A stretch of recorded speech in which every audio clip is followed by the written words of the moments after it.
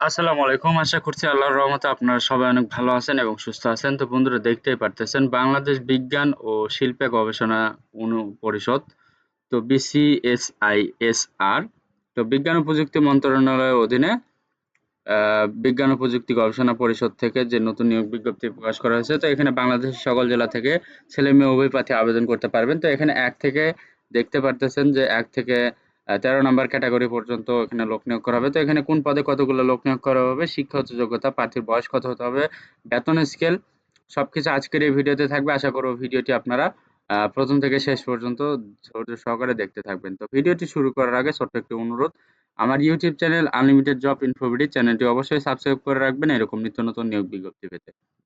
তো বন্ধুরা চলুন আজকের ভিডিওটি শুরু করা যাক।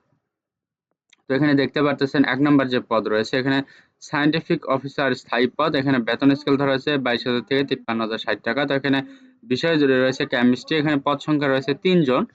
এরপর আছে সায়েন্টিফিক অফিসার স্থায়ী পদ। এখানে বেতন ২২,০০০ থেকে ৫৩,০৬০ টাকা। বিষয় হচ্ছে applied chemistry and chemical engineering. এখানে ১ জন লোক নিয়োগ করা হবে। এরপর ৩ নাম্বার রয়েছে দেখতে পারতেছেন সায়েন্টিফিক অফিসার স্থায়ী পদ। এখানে বেতন স্কেল ২২,০০০ থেকে ৫৩,০৬০ টাকা। তো বিষয় এখানে রয়েছে বায়োকেমিস্ট্রি অ্যান্ড মলিকিউলার বায়োলজি। এখানে ১ জন লোক নিয়োগ করা হবে। এরপর রয়েছে দেখেন ৪ নাম্বার আছে সায়েন্টিফিক অফিসার স্থায়ী পদ। এখানে বেতন স্কেল দেওয়া হয়েছে ২২,০০০ থেকে ৫৩,০৬০ টাকা। তো এখানে বিষয় হচ্ছে মাইক্রোবায়োলজি। এখানে ১ জন লোক নিয়োগ করা হবে। ৫ নাম্বার আছে সায়েন্টিফিক অফিসার স্থায়ী পদ। এখানে বেতন ২২,০০০ থেকে ৫৩,০৬০ টাকা। বিষয় হচ্ছে ফার্মেসি। এখানে ১ জন লোক নিয়োগ করা হবে। তো ৬ নাম্বার দেখতে পারতেছেন সায়েন্টিফিক অফিসার স্থায়ী পদ। এখানে বেতন ধরা হচ্ছে ২২,০০০ থেকে ৫৩,০৬০ টাকা। তো বিষয় হচ্ছে কেমিক্যাল ইঞ্জিনিয়ারিং। তো এখানে দেখতে পাচ্ছেন যে ১ জন লোক নিয়োগ করা হবে। ৭ নাম্বার হচ্ছে সায়েন্টিফিক অফিসার স্থায়ী পদ। এখানে বেতন স্কেল ধরা হচ্ছে ২২,০০০ থেকে ৫৩,০৬০ টাকা। তো বিষয় রয়েছে ফুড টেকনোলজি অ্যান্ড ইঞ্জিনিয়ারিং। এখানে ১ জন লোক নিয়োগ করা হবে। তো ৮ নাম্বার দেখতে পারতেছেন সায়েন্টিফিক অফিসার স্থায়ী পদ। এখানে বেতন স্কেল ২২,০০০ থেকে ৫৩,০৬০ টাকা। তো বিষয় হচ্ছে জেনেটিক ইঞ্জিনিয়ারিং অ্যান্ড বায়োটেকনোলজি। এখানে ১ জন লোক নিয়োগ করা হবে। তো এখানে ১ থেকে ৮ নাম্বার যে পদগুলো রয়েছে তো এগুলোর জন্য সংশ্লিষ্ট বিষয়ে ১ম শ্রেণীতে বিএসসি অনার্স সহ এমএসসি অথবা ১ম শ্রেণীতে এমএসসি ডিগ্রি অথবা উভয় পরীক্ষা ২য় শ্রেণী। শিক্ষা জীবনের পরীক্ষায় কোনটিতে ৩য় বিভাগ বা শ্রেণী থাকা চলবে না। তো ১ থেকে ৮ নাম্বার ক্যাটেগরি পর্যন্ত এই শিক্ষাগত যোগ্যতা লাগবে। ঠিক আছে? তো এরপরে দেখতে পারতেছেন ৯ নম্বর যে রয়েছে অ্যাসিস্ট্যান্ট ইঞ্জিনিয়ারিং স্থায়ী পদ। এখানে বিষয় রয়েছে ইলেকট্রিক্যাল অ্যান্ড ইলেকট্রনিক্স ইঞ্জিনিয়ারিং। এখানে বেতন ২২,০০০ থেকে ৫৩,০৬০ টাকা। তো এখানে ১ জন লোক নিয়োগ করা হবে। তো এখানে শিক্ষাগত যোগ্যতা চাইছে সংশ্লিষ্ট বিষয়ে কমপক্ষে ২য় বিভাগ বিএসসি ইঞ্জিনিয়ারিং ডিগ্রি থাকতে হবে। ১০ নম্বর দেখতে পারতেছেন রিসার্চ কেমিস্ট স্থায়ী পদ। এখানে দেখতে পারতেছেন বেতন ১২,৫০০ থেকে ৩০,২৩০। তো এখানে বিষয় রয়েছে কেমিস্ট্রি। এখানে ৬ জন লোক নিয়োগ করা হবে। তো ১১ নম্বর দেখতে পাচ্ছেন রিসার্চ ফিজিস্টিক স্থায়ী পদ। এখানে ১ জন লোক নিয়োগ করা হবে। বেতন ধরা হচ্ছে ১২,৫০০ থেকে ৩০,২৩০ টাকা। তো এখানে বিষয় হচ্ছে ফিজিক্স। তো ১২ নম্বর হচ্ছে রিসার্চ বোটানিস্ট স্থায়ী পদ। এখানে দেখতে পাচ্ছেন বেতন ১২,৫০০ থেকে ৩০,২৩০। তো এখানে বিষয় হচ্ছে বোটানি। তো এখানে ১ জন লোক নিয়োগ করা হবে। তো ১৩ নম্বর আছে রিসার্চ ফার্মাকোলজিস্ট স্থায়ী পদ। এখানে দেখতে পাচ্ছেন বেতন স্কেল ১২,৫০০ থেকে ৩০,২৩০। তো বিষয় হচ্ছে ফার্মেসি।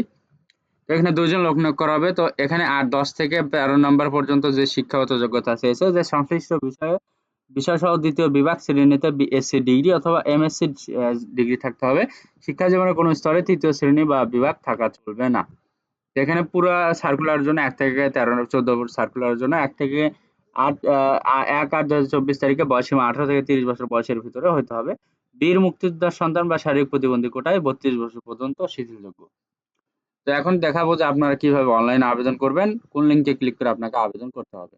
তো পরীক্ষায় অংশগ্রহণে ইচ্ছুক ব্যক্তি এই লিঙ্কে ক্লিক করে আপনাকে আবেদন করতে হবে। তো আবেদনপত্র পূরণ ও পরীক্ষার ফি জমা দেন। শুরুর তারিখ হচ্ছে ১/৮/২০২৪ খ্রিস্টাব্দ সকাল ১০ ঘটিকা এবং অনলাইন আবেদনপত্র জমা দেন শেষ তারিখ হচ্ছে ২২/৮/২০২৪ খ্রিস্টাব্দ বিকাল ৫ ঘটিকা। তো উক্ত সময়ের মধ্যে ইউজার আইডি পাসওয়ার্ড প্রাপ্তিগণ অনলাইনে আবেদন সাবমিট করে পরবর্তীতে ৭২ ঘন্টার মধ্যে এসএমএস পদ্ধতি অনুসরণ করে পরীক্ষার ফি জমা দান করতে পারবেন।